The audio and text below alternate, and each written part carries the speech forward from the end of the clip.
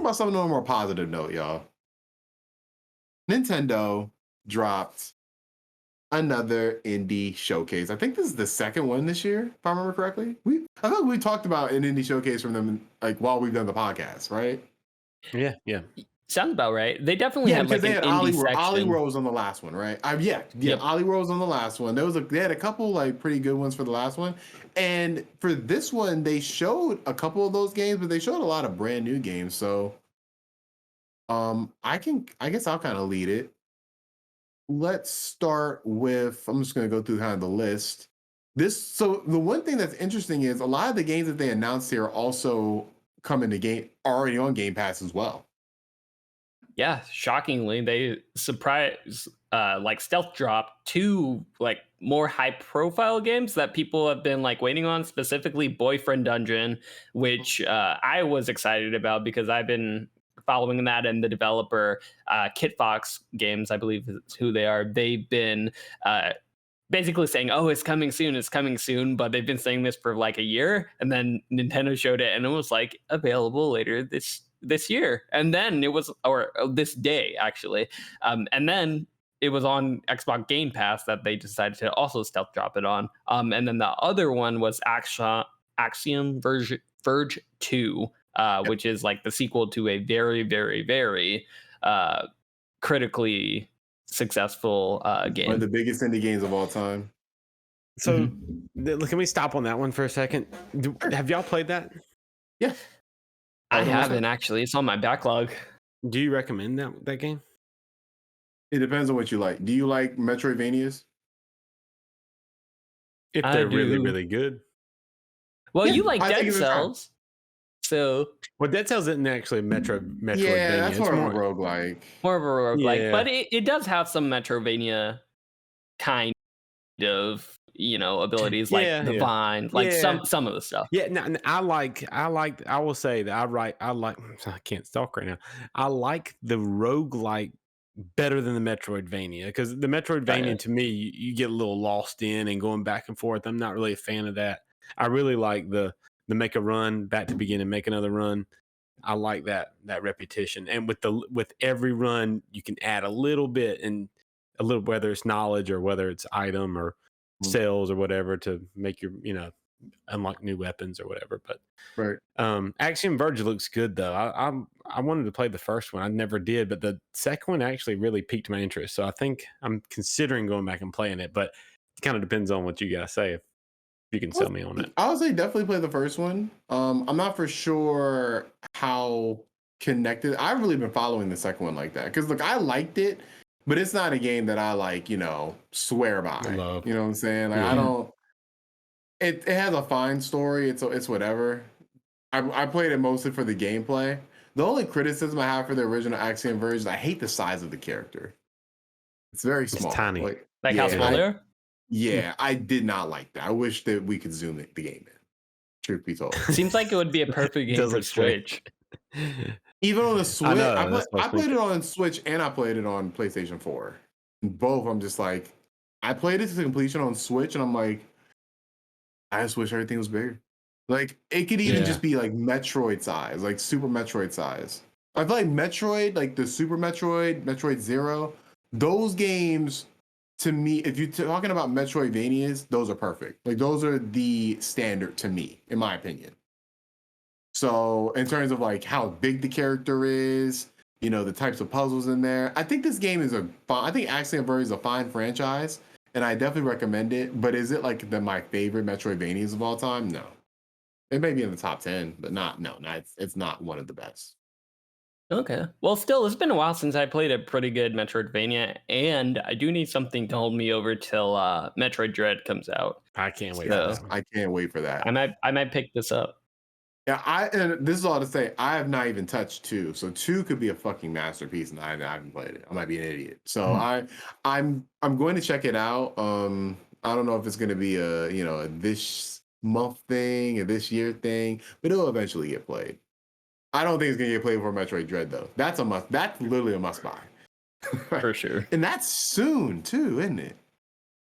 Yeah, October. 2 more months. Yeah, so I can't wait for that. So yeah, Axiom Verge, that's the big one from the event. Anything I saw there's like a Shovel Knight Pocket Edition as well. That's what exactly is that? Did you hear anything about that? Yeah, I watched the whole thing. Yeah, the Shovel Knight Pocket Edition seemed to be like a match 3 kind of style of Shovel Knight. So you know how Shovel Knight was this like 2D kind of platformer. This one seems to be much more in the style of what was that game those mobile games where you're trying to match up the fruits and like you get points when you match up like 3 5 one of those games. I don't know the term exactly for it, but it seems like a much more casual game with and much more like mobile friendly game that simply like has the Shovel Knight skin on it basically. But it is more Shovel Knight, and I know people love Shovel Knight, so Is it just me? I feel like Shovel Knight might be one of the most overrated games of all time. Oh man, I got something to say about Shovel Knight. Maybe I'm throwing shots. I don't know, but I've never been like. Did you play it? I played it to completion. I played it to completion twice because I wanted to be sure about it. I played it. When did you play it? I played it like 2015. Because when it first came out. Period. Yeah, well, there was a period where I had moved to Virginia, went to a new college, Hampton University, and I had no friends because I moved. I literally transferred in January, so I knew nobody at the school. It's gonna take a while to make friends. So I was playing a lot of video games. So I was just like, oh, this is getting 10s out of 10s. All right, cool, I'm gonna play it. Played it, and I'm like, this was fine. This was a fine game. Then it came out on Switch. It was one of the first games on Switch. Now, after y'all remember that period, like when Breath of the Wild came out, and then after that, it was like nothing. Yep. So I replayed Shovel Knight then, and I was like, yeah, this is still fine. Like I played it twice. I'm like, I don't see where this is like one of the greatest games of all time. Am I crazy? I agree. I got I came in pretty late to it actually, to the point where when I think the trilogy came out, like the Treasure Trove collection. So I ended up getting that as my first time. Spectre Knight and everything.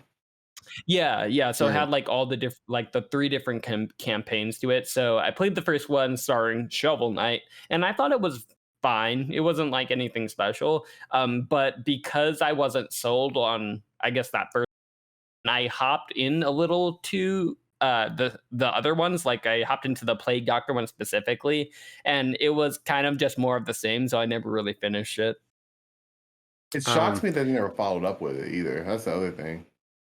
Yeah, well, yeah, they released that DLC, but it was just adding on new characters. You played the same levels over, which I did that. I actually liked the game a lot, way more than I thought I would. Now, I don't think it's one of the best games of all time or anything like that.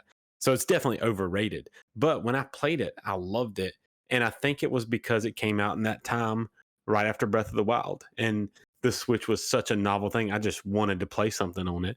And Shovel Knight came out, and it was the side scroller, and it was pretty good. And I just had a really good time with it.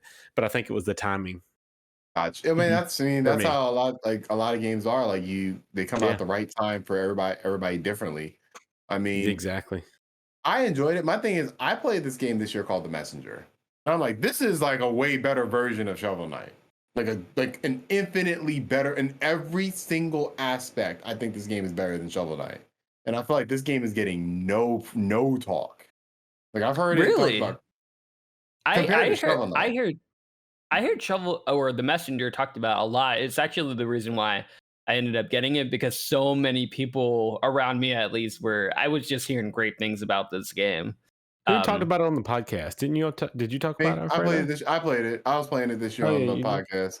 And yeah, I finished it. And I was like, this is a great game. Like this is an excellent Metroid. It's a Metroidvania kinda, but it has a lot of other elements too. Just like how Shovel Knight is a Metroidvania kinda, but it has like Mega Man. It has like all these other influences. It has Mario in it.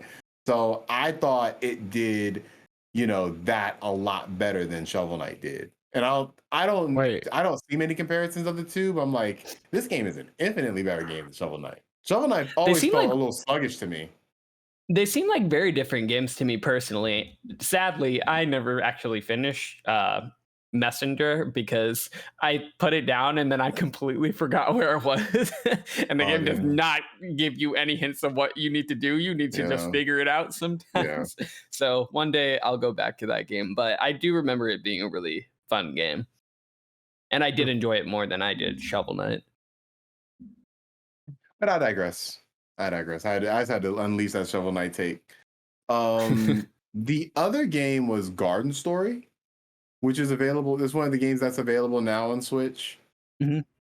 Now, I don't know what it is, but when you put story under a game for a Nintendo Switch, it seems to like pique my interest a little more. You know what I'm saying? Like, Golf Story. You know what I'm saying? You got with the sport. There's another one. Yeah, what was it? There's a sequel to I know Golf what you're Story talking that's like Sports Story or something like that. And there's another one that's story too. When you put story under it and it's like kind of an RPG-ish game, I'm like, all right, you pique my interest a little bit. And so this game, you are a grape. You are a grape with a sword. So it's already piqued my interest a little bit. I'm actually interested. Yes, the slogan is I might greatness awaits. Hey, excellent. Excellent. Shouts out to the PR team. Right. But yeah, no, that's it definitely looks fun. I think so too. I think I might cop this.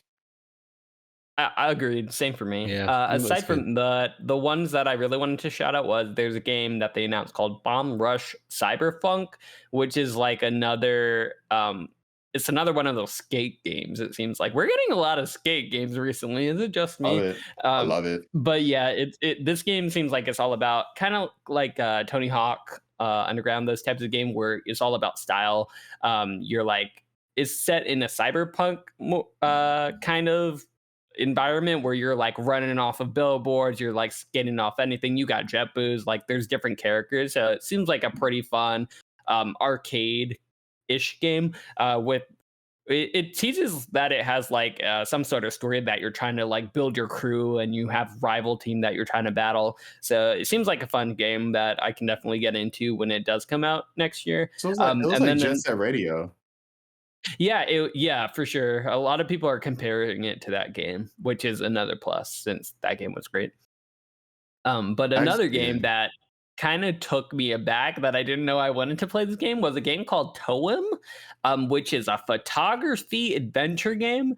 But the reason why I want to play it is because it's kind of like this top-down view of like a white and black world. But like when you go in, you're essentially like a photographer and you're trying to get pictures of like all these things that these characters are asking you to get. And when you switch into your camera view, like it switches to like a 3D kind of world in this black and white, and it looks really, really beautiful. I like the art style when it does shift to that 3D perspective, and it just seems like one of those fun, casual adventure games that you can just sit back on your Switch and enjoy from time to time. You can put it down and then just pick it up whenever you need to like relax. It seems like a really chill, relaxing game. Well, I like the idea of it. It didn't look like, to me, I'm not like impressed with it gameplay wise, in my opinion, but it looked really cool. And I love those type of games being made because, stuff like that expands the art form. Yeah, I don't think it's I don't think Def for sure is doing anything new with like the medium, but I kind of like those games that, you can just chill with it. It's just like something relaxing to play sometimes. Sure. Take a break from those dodgeball games, Oh, you need a break from this one, man. We'll be playing this for the next like week or so. Are you gonna 100% it? Dodgeball? Yeah. Academia? I don't know. I mean, probably because I'm having such a great time with it, so probably. But I am playing on PC, so I'm not like getting my trophies or anything, so that demotivates me a little bit. So we'll see. Were you about to say, Cole? We need trophies on the Switch, man. Gosh, I would love trophies on Switch. I just accepted that it's never gonna happen. It must make the Switch explode or something. The other game that caught my eye that I'm kind of looking forward to, and I think it could be a sleeper hit for the fall, is Eastward. Did y'all see this one? I didn't. I did see this one, yeah. It's an RPG. Players must journey through a society on the brink of collapse as they encounter puzzles and dungeons as a post-apocalyptic world. It did look very cool. Yeah, it looks pretty cool. A little RPG, which is just perfect for the Switch. But we'll see. I'm gonna keep my eye on it and see, and read impressions and stuff. Yeah, and I think it's only coming out next month too, so you don't even have to wait that long. Yeah, no, September 16th, I think. The one game that, and this we can move on after this, but the last game that I thought I wanted to bring up, unless anybody else had anything else. Mm-mm. But the last game I was going to bring up is Necro Barista. It's like a visual novel that's available now. It was announced at the indie showcase. It's basically like a visual novel that's inspired by anime. So, you are anime visual novel. You pretty much have my my attention. That's all you have to say. And so I'm like, I like the vibe of it. It seems like you are like you're in this like little coffee shop, it seems like, and there's like a store, like a mystery vibe to it. And like, I like the vibe of this. So I think I saw something of this like maybe a couple months ago, and I didn't realize it was going to come to the Switch like the day of. So yeah, I think that's apparently it's a re-release. It actually came out in 2020, sometime last year. But they're adding new story content and new visuals to it. This one is called Necro Barista Final Pour, which is the director's cut. Or Final Mix. Great PR. Great naming. Is it? Yeah, I think it's great. You did. It's the title I would come up with. That's why I think it would be great. Last question for everybody. We don't gotta get into a deep discussion on it, but I want everybody to say their favorite indie game. Dead Cells. Dead Cells, 100%. Ooh. You go first. I got to think about this for a hot second, I'm in between two. I know it's my question, but I'm in between two. Because, look, Inside, man, I played that this year, and it's like, damn. It's like, I didn't realize I would have to make this decision. Like, because Hades would be my number one. But it's like, damn, like, if I have to pick between those two, Hades is a great pick. It is. I'm gonna go with Hades. Yeah, Hades is real up there for me. But I think this is an indie game. I think it's for sure an indie game. I would pick Dead by Daylight. Yeah, that's an indie game. Yeah. For sure, Dead by Daylight, due to the sheer amount of hours I have on that game, and due to the fact that it's a game that I only got hooked into it because they had like a free free weekend. You can play this game without buying it. Actually, I think no, it was on PS Plus, which is why I played in the first place. And I am not a horror person. Like I thought I wasn't a horror person. Apparently I am. Because after I started playing this game, I still play it on the daily. Like, I have an insane amount of hours in this game. It's like one of those comfort food games that I still play. But it actually served as something that got me into horror movies, which I was definitely not into before. So, like, after I started playing this game, I started, like, watching the games that they started licensing killers. So, in Dead by Daylight, they have like horror films like Freddy Krueger from Nightmare on Elm Street. They have Halloween. They have like all these different things. So it got me into those movies, and like those are now like some of my favorite movies to watch. So it just got me on a much deeper. It went further than gaming for me, which was cool. So I got that game. Fun fact: I'm a absolute diehard Halloween fan. I love the original and the new one too. I really love the new one. I'm looking forward to Halloween Kills. But I got Dead by Daylight because I love Friday the 13th, the game, so much. And I played Dead by Daylight and I liked it a lot. It's a great game. We have a pretty good amount of varying amount, because I mean, Hades is a roguelike. Dead by Daylight is a Survival horror. Survival. It's an asymmetrical multiplayer, blah blah blah. It's a horror game. Kind of. And not a few Dead Cells is a roguelike, but just a different style of roguelike.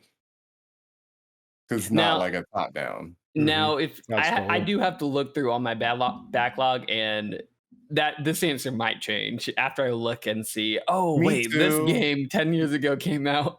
me too, because I thought about Stardew Valley. I put a god amount of hours in Stardew Valley. I really thought about it. Like, I just can't put it from because I hate the combat in Stardew Valley. So it's like it gets marks off or stuff like that. It's just for the amount of pure hours. Stardew Valley probably is number one.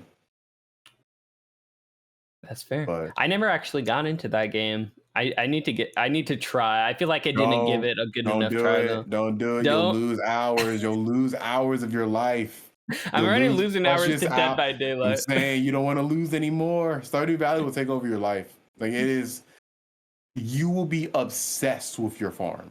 Well, I think the only reason I didn't get that way is because I played it late as well. I played it multiplayer in somebody else's world. So like I was basically helping them with their farm, which is probably the reason why I didn't get like personally attached to it.